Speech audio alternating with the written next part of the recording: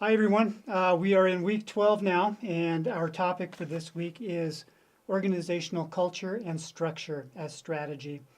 I think all of you have bought into the idea that organizations need more adaptive strategy just to deal with the pace of change and the unpredictability. Um, but that's not, I mean, an adaptive strategic plan isn't enough if the organization itself is not adaptive, not able to change at a fast enough pace, not able to execute on those strategic ideas. And so, um, what we're going to talk about a little bit this week is what the primary barriers are to that, and then talk through a couple of models that try to address those barriers. And so, really, the primary barrier is the hierarchical structures that most of our organizations are built on. And that's ironic in that, that those hierarchies were really what created the efficiency, the productivity, and the control that made our organizations successful in the first place. But now, in a much faster moving world, those same structures and the same culture that comes along with that are a little bit of a drag on our ability to change fast enough. And so we're going to talk through some models and some concepts from a couple of thinkers. One is John Kotter. Kotter is a Harvard professor known for his thinking about leadership and change. The other is General Stanley McChrystal. McChrystal was the former head of Joint Special Operations in Iraq and Afghanistan. And when he was there in the last decade, one of the things he recognized was that an organization that was built on chain of command, moving just information up the chain, making decisions, and moving it back down for execution, simply did not work against an organization that was really adaptive, networked, and able to act rapidly. And so we'll talk about these two models. But before we do that, I wanted to talk a little bit about why it is, what's the situation with hierarchies that causes them to not be adaptive. And so these are some ideas from the Kotter article that you can read about, but just wanted to talk a little bit about some of them. So one, managers don't take risks without permission from supervisors. The analogy that came to my mind was, sitting at a traffic light on the busy street in your town, and if you're in Missoula, sitting on a reserve street, and you're 20 cars back, and the light turns green, and you can see it's green, and yet you sit there and sit there and sit there because what happens is you have to wait for, the driver of the second car has to wait for the driver of the first car to move. The third car has to wait for the second car to move. And that dynamic really slows things down. And then if you get someone who stalls or if there's an accident, and it creates this barrier where you are just completely stuck. And so that's sort of the dynamic of being in a hierarchical organization. Another reason that Kotter talks about is that people cling to habits and they fear the loss of power and stature. I certainly see this in some of my work in looking at how to restructure information technology at the University of Montana. There are IT organizations spread across the university, and it's very difficult to get those groups to think differently about how we would operate together. Part of that is because people at the leadership level, have built sort of their own little operations that they don't want to give up. People, IT people who are working in these organizations either have some level of influence or comfort anyway that they do not want to give up, and support a broader organization-wide effort. The third reason that he talks about is that hierarchy with specialized units, rules, and optimized processes craves stability and defaults to what it already knows how to do. And so, this gets back to the fact that hierarchy really has been successful in many ways in moving organizations forward and like I said, creating that efficiency and that control necessary to operate. And so many leaders are certainly understandably reluctant to give up that part of an organization that has worked and that they feel comfortable with. Um, and then the final thing that Cotter talks about is this idea that strategy implementation models hung on the hierarchical spine are not up to the challenge of managing speedy transformation. And so, he talks about there are certainly change management tools and processes that you can do within a hierarchy that do work. I know in our IT efforts, for example, we've identified that we certainly could use a centralized project management office to streamline, coordinate, all of those types of things. And yet I recognize that that is certainly not enough to help the organization adapt as quickly as we can. And so what happens when trying to do that within the hierarchy is, as Cotter says, it creates confusion, it creates frustration, it creates resistance. I've seen all of that within, especially at the University of Montana right now. That's a very common mindset, is that we've been trying to move quickly. We're not making progress. We're not able to execute on these things that we know we need to do. And it is somewhat devastating to an organization's morale. And so we'll talk about some strategies from Cotter and from McChrystal to maybe deal with those issues. So Cotter uses the analogy of a dual operating system. And so basically thinking of, if this is kind of a computing analogy, but think about having both a PC and a Mac operating system on the same computer and the potential advantages to that. McChrystal's analogy is really, he calls it the team of teams. And I guess there are really some things that are very similar about these. There's some subtle differences that I'll talk about, but they kind of have three key things in common that make them work. One is that both of these models foster and rely on networks. And networks look messy. I think that's one reason why a lot of leaders and managers are reluctant to, let networks be part of the organization. But that's really how work gets done. It is, networks perform operations simultaneously, so they're faster. Networks allow organizations to route around barriers when they happen, and so both of these systems, like I said, really rely on taking advantage of networks and the technology that makes networks work.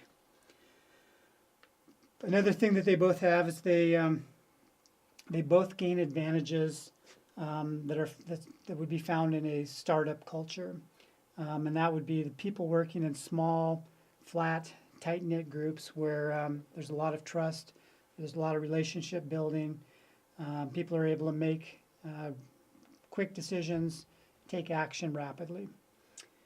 And then the third thing that both of these models have in common is that they both seek competitive advantage without disrupting the daily operations of the organization. And again, I think that's one of the things that leaders and managers within organizations are concerned about, is that we don't have the time, we don't have the bandwidth to make these changes because we have the daily work that we have to get done. And so how do we fit that into what we do within our week without, like I said, the time and resources to do that. So both of these models try to address those barriers and overcome them. So let's talk a little bit more about Cotter's dual operating system. So what Cotter talks about is that these really, even though they're depicted here as sort of two separate things, he emphasizes that they are not two separate super silos working side by side, but instead they're inseparable. They work interdependent with each other, and they're connected and coordinated primarily through the people that populate both of these systems. And so the image on the right, he talks about the analogy of the second operating system, the network, looking a little bit like a solar system, where you've got this guiding coalition as the sun, as the center of gravity. And then orbiting that, you've got these, what would be the equivalent of the planets that are the initiatives. And then within, orbiting those initiatives might be sub-initiatives, the work being done by even smaller groups. And so those would be like the moons orbiting the planets. So one of the keys, I'm not going to go through all of the things that Cotter talks about in terms of building and operating this dual operating system. But I do think it's important to talk a little bit about this guiding coalition and how it's formed and how it operates. So as you can see, it represents people from throughout the organization, and Cotter talks about how it's really important to represent people across a lot of different departments and sectors within the organization. And it's also important to represent all of the various levels of the organization. So high-level leadership positions, management positions, frontline positions. He also says it's really important to make sure that you are getting a diversity of skill levels, and that you are getting at least a few people on this guiding coalition who have really strong leadership and management skills. He also talks about the fact that it's really important in this process to develop a sense of urgency around one big opportunity. And so we've talked about that a little bit throughout the semester. We've used terms like WIG, wildly important goals, or Collins talks about the BHAG, the big, hairy, audacious goal. The one thing that really animates the organization, like I said, creates this sense of urgency that everyone is working towards this one purpose. That's really important in terms of creating, some coherence, like we talked about with Rommel, the coherence of action. Part of that is dependent on everybody working towards and understanding what the larger mission is, the goal is, what that big opportunity you're pursuing is. I'd love to give you an example of where this has been implemented and worked in an organization. I'm not aware of specifics either locally in terms of where this has happened. I've been in groups here at the University of Montana where we have talked about this concept. And actually one of the things that I am interested in doing as part of my role in information technology here on campus is introducing this and seeing if we can get some traction in this dual operating system around IT strategy and governance. And so we've had really dysfunctional governance of IT, that involvement of stakeholders across campus in decision making. And so I do think this model works well for that. There already are many small kind of ad hoc groups across campus that are doing work, that are making decisions, that are making things happen.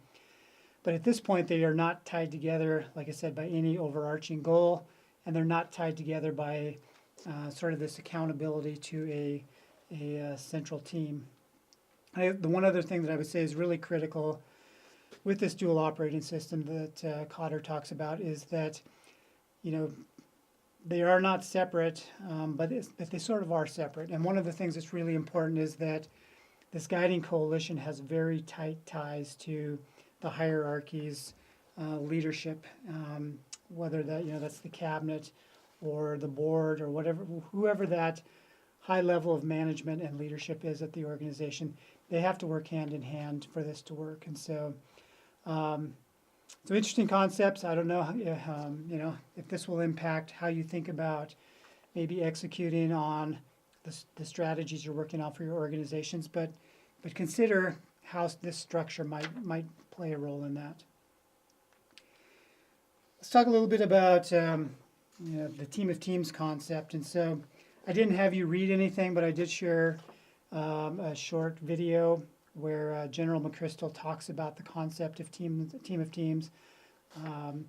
He has written a book with colleagues called Team of Teams, where he goes into much more detail about how they were actually able to change the culture and kind of overcome, a very, very long history of chain of command, hierarchical decision making within the military in order to deal with a very different enemy than we've ever fought before. And so, he talks about these. He talks about how obviously the most effective way of getting work done is in small, cohesive teams where there is a lot of trust. And this team of team concepts really just networks. It takes advantage of those small teams, but networks those teams together. In order to make this work, it really requires a mindset shift, a culture shift from this concept that information flows up from the bottom of the organization up to people who are wise at the top and who make decisions. And instead, what McChrystal did was that he pushed this concept that the people at the top don't make the decisions. The people at the top push the information down to the people on the ground, the people who actually are very much aware of what's going on the day-to-day operations, and empowers them to make those decisions at the ground level very quickly without that delay of the chain of command going up and back down. So there really are a couple of things that he talks about in this book that are critical to make that happen. One is he talks about this notion that everyone in the organization has to have what he calls a shared consciousness and an understanding of the overarching mission. They have to have a shared purpose. What that requires is this radical sharing of information, radical transparency, which is typically doesn't happen in certainly larger organizations. That is critical, again, so that the people who are making decisions on the ground are making those with the right context of how their decisions fit into the bigger strategies of the organization. And then, as I mentioned, the other big thing is this notion that people at the ground level are empowered to make decisions and empowered to execute. He made it clear that anyone in the organization could take action without approval from a superior, as long as they provided all of the contextual information as part of that. They were held accountable to their actions. One of the things that I thought was interesting that McChrystal did during his time that he was in command was that he would do daily briefings, meetings that were done through video conferencing technology that would include upwards of 2,000 people across the globe on this one meeting at any given time. And typically he was not the one who was leading the meeting or giving out the information. He was asking people who were on the ground in Iraq or Afghanistan or elsewhere to talk about what was going on, talk about, again, giving context to everyone, and then the discussion could be, this is how this fits into our overarching strategy. So really what he talks about is, in terms of culture, is the need to have a culture that rewards individual initiative and critical thinking, as opposed to this culture that where people are expected to just simply execute commands given to them from someone up above. And so it's hard to do, especially in organizations that are larger and more complex and that have been around for a long time. Certainly I've been part of the University of Montana is one of those big complex organizations that doesn't really have that sort of a culture. And so, your projects that you're working on, there's a really a wide diversity of the size and scope of the organizations.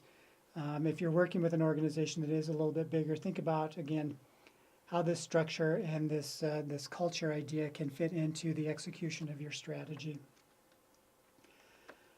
One last slide. This week is the final week of our online discussion forums, and so Katie, Megan, and Carol are our three discussion leaders to round out the semester.